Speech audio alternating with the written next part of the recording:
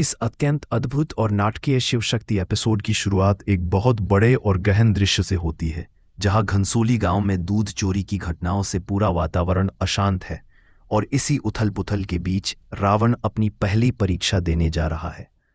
रावण, जो अभी-अभी महादेव से अपने 10 शीशों का वास्तविक अर्थ जानकर स्तब्ध था, अब अपनी पहली व्यावहारिक परीक्षा में प्रवेश कर चुका है।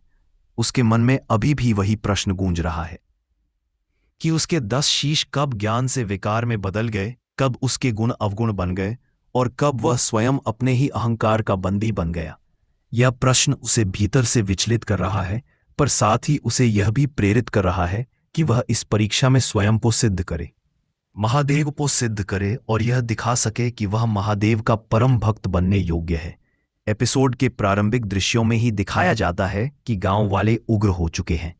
उनके लिए दूध चोरी केवल भोजन की समस्या नहीं, बल्कि उनके जीवन यापन, सभ्यता और उनकी रोजमर्रा की स्थिरता से जुड़ा प्रश्न है।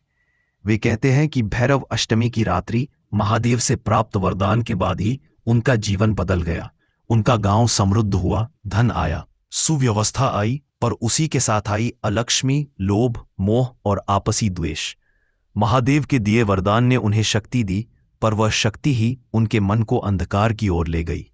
इसीलिए महादेव इस परीक्षा को केवल दूध चोरी से जोड़कर नहीं देखते, बल्कि मानवीय स्वभाव, सामूहिक व्यवहार, न्याय की वास्तविक परिभाषा और अहंकार की जड़ों से जोड़कर देखते हैं। रावण जब गांव में प्रवेश करता है तो सबसे पहले सेठ जी उसे ताना मारते हैं कि यह दूध चोरी इंसानों का काम नहीं, बल्कि किसी अलौकिक शक्ति की हरकत है।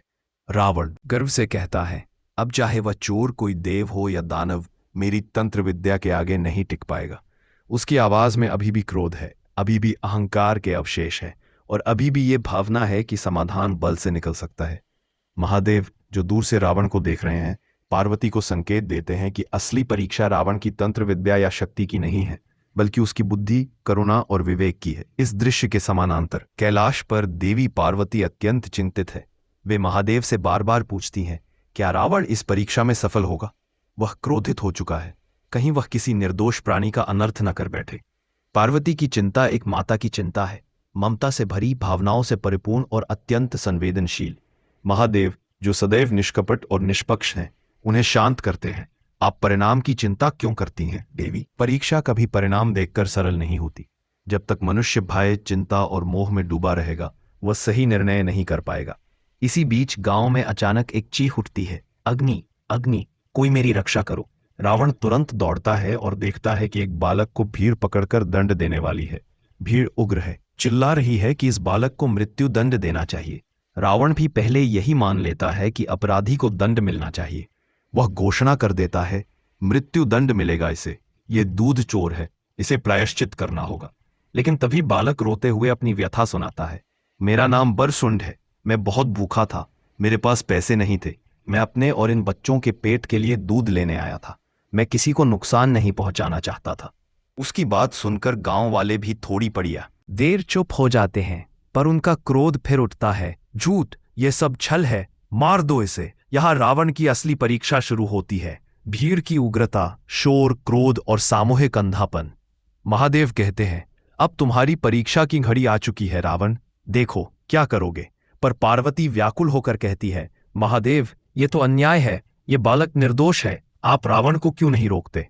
महादेव शांत स्वर में उत्तर देते हैं, देवी, परिणाम की नहीं, निर्णय की प्रतीक्षा कीजिए। लेकिन रावण निर्णय नहीं कर पाता, वह भीड़ में बह जाता है। उसके भीतर के क्रोध और न्याय की गलत समझ उसे अंधा कर देती है। वह भीड़ का हिस्सा बन जाता है और तभी उसी क्षण उसकी परीक्षा असफल हो जाती है। परंतु ये नाटकीय दृश्य अपने चरम पर तब पहुंचता है जब महादेव स्वयं उस स्थान पर दिव्य रूप से प्रकट होते हैं। वे क्रोधित नहीं, बल्कि अत्यंत गंभीर हैं। वे कहते हैं, तुम सबने क्या सोचा था कि गायें केवल तुम्हारे लिए दूध देती हैं, कि इस वरदान का अधिकार केवल तुम्हारा है? नहीं, गाय का दूध पहले उसके बछड़ों का होता है। तुमने एक भूखे बालक को भोजन देने के स्थान पर उसका अंत करने का प्रयास किया, और इसलिए मैं श्राप देता हूं, आज से इस गांव की कोई भी गाय दूध नहीं देगी। पूरा गांव स्तब्ध। सेठ जी घबरा जाते हैं, ये कैसे संभव है? परंतु संदेश स्पष्ट है, अन्याय का दंड कठिन ही होता है। कुछ क्षण बाद पता चलता है कि महादेव ने जिस बालक को दंड से बचाया वह कोई साधारण बालक नहीं, बल्कि उसी स्थल के लिए बनाया गया दिव्य परीक्षण था। देवगण महादेव के सामने नतमस्तक होते हैं, हमें क्षमा करे प्रभु, हमसे भूल हो गई। फिर महादेव कहते हैं, यह परीक्षा तुम्हारी बुद्धि की थी रावण, परंतु तुम असफल रहे। रावण झुक जाता है, कहता है, मैं अपनी असफलता स्वीकार करता हूं प्रभु, कृपया मुझे अगली परीक्षा दीजिए। कहानी अब और गहरा मोड़ लेती है जब महादेव कहते हैं, अब मुझे अयोध्या जाना है, राजा मारुत के यज्ञ में। वे मेरे परम भक्त हैं। अयोध्या नाम सुनते ही रावण के मन में हलचल होती है। यह संकेत है कि भविष्य में रावण और अयोध्या का सामना होने वाला है, जो आगे चलकर इतिहास के सबसे बड़े युद्ध की नींव बनेगा। एपिसोड के अंतिम दृश्यों में महादेव एक महत्वपूर्ण जीवन संदेश देते हैं। कटु शब्द तीर की भांति होते हैं, हृदय को घायल कर देते हैं, इसलिए शब्दों का प्रयोग सदैव सोच समझकर करना चाहिए। कितना भी क्रोध हो, परंतु वाणी संयमित रहे, क्या पता कब कौन सा शब्द किसी को आहत कर दे। और फिर रावण अत्यंत भावुकता और भक्ति से भरे मन से कहता है, आज दशानन रावण अपने महादेव को अपने 10 शीश अर्पित करता है और उसका पहला शीश काम महादेव के चरणों में समर्पित हो जाता है। यहीं इस विशालकाय दार्शनिक, भावनात्मक और भविष्यबोध से भरे एपिसोड का समापन होता है। रावण असफल जरूर हुआ है, परंतु उसकी यात्रा अभी शुरू हुई है और उसकी अगली यात्रा अयोध्या की ओर है। संभव है, परंतु संदेश स्पष्ट है, अन्याय का दंड कठिन ही होता है। कुछ क्षण बाद पता चलता है कि महादेव ने जिस बालक को दंड से बचाया वह कोई साधारण बालक नहीं, बल्कि उसी स्थल के लिए बनाया गया दिव्य परीक्षण था। देवगण महादेव के सामने नतमस्तक होते हैं, हमें क्षमा करे प्रभु, हमसे भूल हो गई।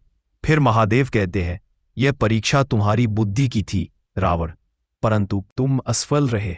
रावण झुक जाता है, कहता है, मैं अपनी असफलता स्वीकार करता हूं प्रभु, कृपया मुझे अगली परीक्षा दीजिए।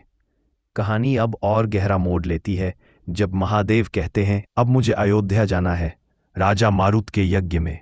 वे मेरे परम भक्त हैं। अयोध्या नाम सुनते ही रावण के मन में हलचल होती है। यह संकेत है कि भविष्य में रावण और अयोध्या का सामना होने वाला है, जो आगे चलकर इतिहास के सबसे बड़े युद्ध की नींव बनेगा। एपिसोड के अंतिम दृश्यों में महादेव एक महत्वपूर्ण जीवन संदेश देते हैं। कटु शब्द तीर की भांति होते हैं, हृदय को घायल कर देते हैं, इसलिए शब्दों का प्रयोग सदैव सोच समझकर करना चाहिए। कितना भी क्रोध हो, परंतु वाणी संयमित रहे, क्या पता कब कौन सा शब्द किसी को आहत कर दे। और फिर रावण अत्यंत भावुकता और भक्ति से भरे मन से कहता है, आज दशानन रावण अपने महादेव को अपने 10 शीश अर्पित करता है और उसका पहला शीश काम महादेव के चरणों में समर्पित हो जाता है। यहीं इस विशालकाय दार्शनिक, भावनात्मक और भविष्यबोध से भरे एपिसोड का समापन होता है। रावण असफल जरूर हुआ है, परंतु उसकी यात्रा अभी शुरू हुई है और उसकी अगली यात्रा अयोध्या की ओर है।